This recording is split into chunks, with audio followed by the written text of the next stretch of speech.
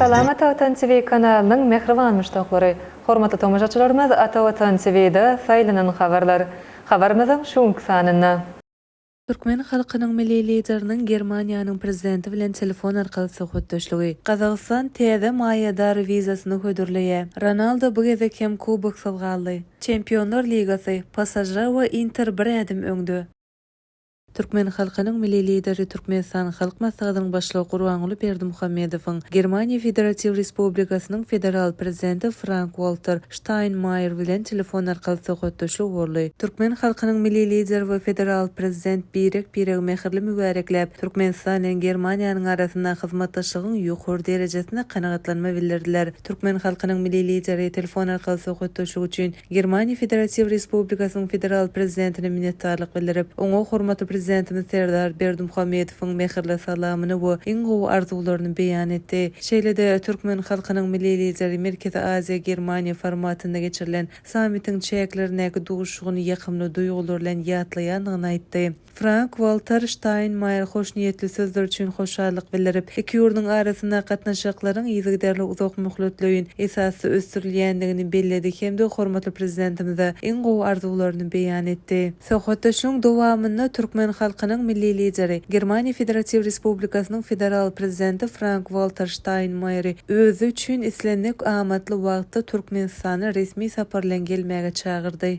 Qazaqstan Respublikasy Halkara Ýeşe Berçilik Jemgyýetini çekmek üçin täze düzgün ýerde Qazaqstan Respublikasynyň Daşary işler ministrliginiň başlangyjy bilen ýurda daşary ýurt maýy goýumlaryny çekmegi güýçlendirmek we uzak möhletligiň işe bir hyzmatdaşlygy gollamak maksady bilen maýy goýucu wizasyny almak üçin täze düzgünler tasdiqlandy. Täze düzgünlere laýyklykda Qazaqstanyň ygtyýarly kompaniýalaryna ýa-da ýerli gymmatly kagazlara azyndan 300 000 Amerikanyň Birleşen Ştatlarynyň dollary möçberini maýy goýan daşary ýurt raýatlary maýadar wizasy üçin elektron arza berip biler diýilip belenilýär. Bu altyn wiza soňlugy bilen Qazaqstan Respublikasyna 10 ýyla çenli ýaşamak üçin ruhsatnama almagy mümkinçilik berýär. Halkara tejribesine giňden ýaýran şeýle hem wiza maksatnamalary maýy tehnologiýa we işöwürlik çekmek üçin tesirli gurallygyny suwd etdi. Qazaqstan öz maýy goýum modelini hödürlemek bilen bu çemeleşme goşulýar.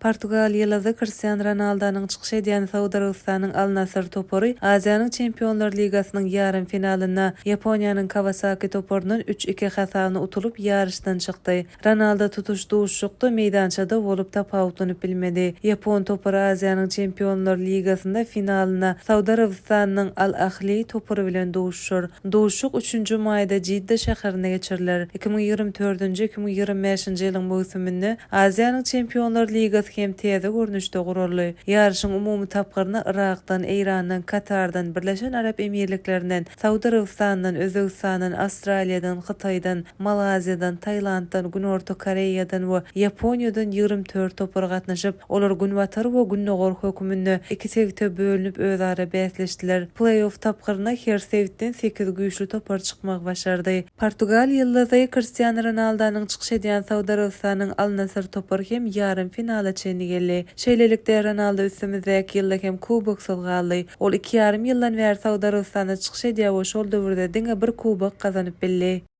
UEFA'nın Çempionlar Ligasynyň ýarym finalynyň ilkinji duşuklary geçirildi. Onu Angliýanyň Arsenal topar öz meýdançasynda Fransiýanyň Pasajer toparyny kabul etdi. İspaniýanyň Barcelona topary bolsa Italiýanyň Inter topary bilen duşdy. Arsenal bilen Pasajer toparynyň duşugyna Fransuz topary mehmançylykda 1-0 hasabyna utdy. Duşuň ýeke täk golunu toparyň ökde futbolçysy Ousmane Dembele geçirdi. Ýarym finalyň beýleki duşu köp gollugy bilen tapawutlandy. Barcelona topary bolsa öz meýdançasynda Inter toparyny kabul etdi. Duşuk 3-3 hasabyna tamamlandy. Inter topary duşuň 31-nji sekundundan Marcus Thuram Barcelona toparynyň derwezesine pökkeni günükdirdi. Soňra Italiýan toparynyň Niderlandly futbolçysy Denzel Dumfries 2 gedek tapawutlandy. Barcelona toparyna Lamine Yamal, Ferran Torres tapawutlandy. Rafinha'nyň uzakdan derweze günükdiren pökküsi derweze wany degip torak ýerdi. Şeýlelikde Fransiýanyň Pasajer topary bilen